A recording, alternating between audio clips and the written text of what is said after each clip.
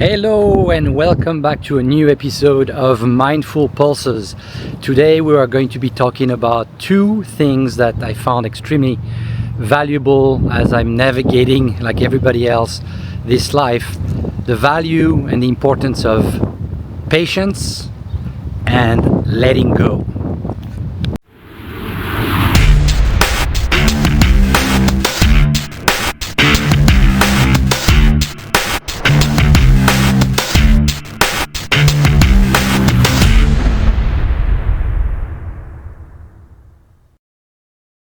So I apologize, I have been away for a couple of weeks, about a week or so. Full disclosure, I was expecting some medical tests, and I think it's a very human thing to be concerned about issues that can affect your life, and so I had to focus on that, and I wasn't really in the mood to do videos, so I apologize, and I hope that you guys empathize and understand. Good news is that those tests came back clear, and everything is doing great, so that's the good news. Anyway, I wanted to touch on patience, because I think that one thing that I recognize, certainly now that I am in my early 50s, is that everybody tends to mentally process things sometimes a little bit faster than what is possible in real life. What I mean by that is that we always tend to be focusing on what's next and projecting ourselves in the future, and I think that there is a little bit of a disconnect between what we're doing in the present and what we're looking to achieve. And oftentimes we grow frustrated because we feel that we're not advancing at a rate that is palatable, if you will. And I think that is an issue that we should acknowledge, all of us, whether it's following a career path or working on a project with certain outcomes that we expect, because there's so many things that we don't control, quite frankly. I remember when I was back in the late 90s, I was learning how to dive in the Philippines. My teacher was a German guy, and one of the key principles of diving was stop, breathe, and act. And to this day I remember this principle. I think it's so relevant and so applicable to a lot of the things that we do in life, where you need to have that moment of pause, reflection, breathing, collecting your thoughts, and then acting again, doing again. On a very practical level, I remember I was a cave diver, and I did a few dive where I got in situations where I got entangled a little bit, and I remember panicking, and of course, as soon as you panic, your heart rate goes up and everything becomes a mess. Thankfully, I had my buddy that was next to me that immediately told me to slow down, to stop, and helped me get away from that situation. I think it was a fishing net, nothing too dramatic. I was fine, but you tend to immediately apply resistance when something bad happens and you feel that you're being constrained. Another example that's actually pretty recent, I was flying to Alaska just about a month ago, I guess, or so, and on my way there, that had never happened to me. As I was eating, I wasn't really paying attention, and I swallowed a piece of salad or something that went down the wrong hole, if you will, and my throat immediately locked, and I literally couldn't even get any bit of air, and it was just a horrible feeling. And the immediate reflex is to panic and to gesticulate and to do a lot of things. But I remember that the best thing to do at those moments is to really use your brain to calm down. Probably if you have water next to you, grab a little bit of water to try to clear, and just collected in a collected way, try to pace yourself and try to get into a situation where you can eventually breathe again. And usually, that happens after a few seconds, 10, 20 seconds. That of course felt like an eternity. I think it took about maybe 40 seconds. People thought that I was having a heart attack and all that, so I had to actually calm down people. I still couldn't breathe, but I was like, no, I'm fine, it's not a heart attack. Anyway, those are extreme examples, but the point I want to make here is that I've seen people leaving for other opportunities, and I think it's okay, depending on where you are in your life, but it's certainly okay and acceptable. When you are younger, you should probably actually bounce every couple of years. I certainly I've done that in my early career, but I think once you reach your mid-30s, you realize that the grass is not greener somewhere else. I mean, unless you have a significant upside, from a financial standpoint, or maybe you're pursuing something that is incredibly exciting to you because that's your dream job or whatever it is. I get it, but there is really something to be said about sticking it out and sticking in a company for a few years to kind of see how this whole thing plays out. I would add that there is nothing more important. There is only one relationship really that you should kind of focus on. And I know this is going to be a bit contentious and maybe a bit provocative to say this, but in an executive role, there is really just one relationship that matters. It is the one that you have with your boss, whether it's the CEO or if you're reporting to a president, or that is really what matters. You're not there to make friends. That doesn't mean that you shouldn't be extremely kind and manage with empathy. That I'm a firm believer of what's called servant leadership, but you're not there to be just making friends and mixing up what's going on in the corporate world with personal issues.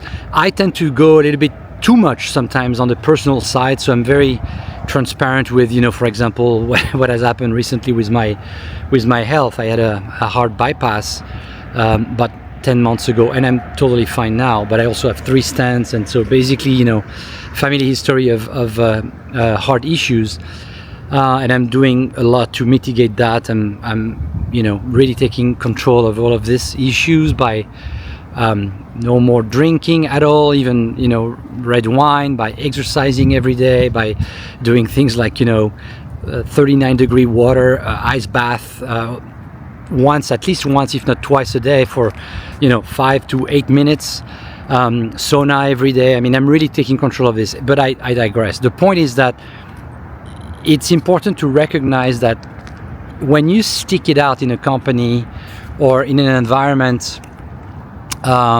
sometimes miracle happens, great outcomes happen, but at least you have a benefit to still learn and evolve and mature in that role. And I would say that a lot in the context of jobs and careers, there is definitely something to be said about someone who's been in a role for 4 years, 5 years, or more. I will tell you, in my function, I'm what's called a CRO, a Chief Revenue Officer, which means that I manage every aspect that is tied to revenue. In my case, sales, marketing, even customer support, customer success. And the longevity, the average tenure for a CRO in a company, sadly, is about 16 to 18 months, which is really, really bad. And I sort of blame that a lot on the corporate expectations, especially here in America. And I think that that's why, as you start a job, certainly as a CRO or a VP of sales, you really have to very early on, align yourself with expectations, whether it's coming from the board, investors, or the CEO. Misalignment leads to disaster. I mean, having to jump and do another round of interviews, or seek another career path after just 16 or 18 months is crazy. It takes at least 6 months to a year to find these types of jobs, and it's just not realistic. And one of the first questions that I ask any CEOs or board that is looking to potentially hire me is what is their views? Do they have the long-term view, or are they just focused on the next quarter? And to me, that's a huge red flag, right? So anyway, again, in the context of patience, unfortunately, a lot of that good sense comes later in your life, because after bouncing 2 or 3 jobs, you kind of realize that it's kind of the same everywhere you go. And to me, there is a lesson to be learned there, which is that at the end of the day, aside from the financial consideration, which is of course very important, right? You have to be able to not only support your family, but hopefully get ahead a little bit. Aside from that, it's really going to boil down to whether you're able to get some of those or achieve some of those key markers that are going to be important to your day-to-day life, whether it's life balance, or working with super smart people, or working in an area that is interesting to you. Now let's talk about the concept of surrendering, and I should add the concept of surrendering to the universe, right? When I woke up from my 7-hour surgery, heart surgery, one of the first feeling that I had, which was really actually the toughest feeling, was waking up to I think it was a 10-inch tube down my throat with a bunch of probes, and being completely unable to do anything and breathe, and feeling that I was drowning. And I remember this vividly, and as part of the protocols, doctors can't just take out the whole tube right away. They have to make sure that you are wide awake and that you are able to breathe on your own. I really didn't like that at all. Never mind the fact that they had to collapse a lung, and I had a bunch of scars and holes in my body. That was actually nothing compared to this. But I remember fighting again. It kind of goes back to the example of the diving example that I gave earlier, trying to fight and trying to breathe, and and you couldn't, because I had that tube down my throat.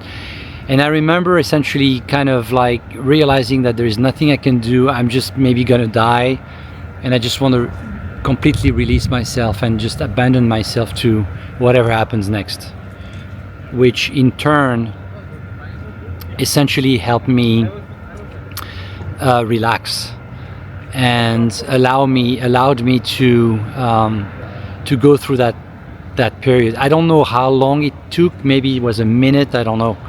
After that, it's completely blackout. I don't remember, but I do remember that moment. Anyway, the fundamental point there is that there is definitely validity around trying and doing things to the best of your abilities, without necessarily trying to control any sort of outcome, and just kind of let it bake, and if things don't work out exactly the way you wanted, that's okay. I think the quality that you need to develop as a human being, whatever situation you have, a bad diagnosis, a family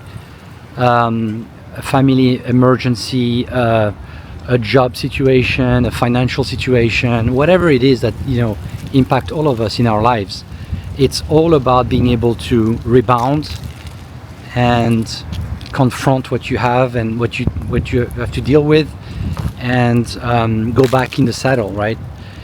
The worst thing that you can do is obviously to get stuck in your tracks, right? So, but there is something to be said about sometimes when you face situations that are extreme and extremely difficult and stressful, to kind of just let it be, let it go. And I will draw a parallel with that, going back to my earlier point about the virtues of being patient, with the fact that as you grow older and you get more experience, you realize that sometimes, certainly in the corporate world, specifically when it comes to managing expectations and working with a team, sometimes not doing anything is the best thing. I'm not kidding. Sometimes just slowing down and not trying to go a different direction, but just kind of let it play out is the best thing. Especially when you are in an environment like I have been for many years, a startup environment where sometimes you tend to want to change directions often. It's called pivoting. Not always a great idea. Successful companies are the ones that are, focused, if that makes sense. Anyways, probably a good time for me to talk about mindfulpulses.com, which I am looking forward to launch pretty soon. Don't go there quite yet because there is no website yet, but there will be a website that will be working. I'm hoping in the next maybe the next few weeks. I'm not in a hurry. I like to do things at my own pace, as you can tell, but I'm excited about it. The whole point of this is to create online, sort of, you could call that classes, but it's more like really online, 3-minute, no bullshit videos and content sharing what I've seen work really well. Those are based on real life experience in the context of growing revenue, hiring, managing people, which is really an art as much as it is a science, navigating a lot of the challenges that you may have in the corporate world. So a little bit of a consultative approach as well, but it's really about applying a lot of my learnings throughout all the years, and hopefully this will be helping not only freshly grads out of college, but also mid career employees or managers, as well as more senior managers. So if you like that video, please give me a follow, share, like, and I'll see you on the next one.